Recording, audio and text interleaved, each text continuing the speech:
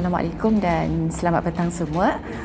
Saya nak share hari ini sedikitlah mengenai kursus yang saya jalani, iaitu kursus Al-Fashdu, di mana kursus ini dijalankan selama 1 hari, daripada pukul 8 sampai pukul 5. Itu ada teori dan fasa praktikal lah.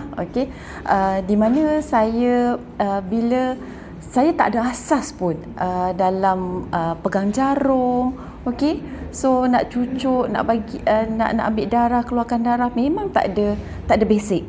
Tapi dengan kemahiran yang diajar oleh cikgu-cikgu dekat sini, so dalam masa yang singkat saya boleh belajar dan saya berani, daripada tak berani jadi berani nak cucuk. Saya sangat kagumlah dengan kursus yang dianjurkan oleh Raja Bekang. Terima kasih.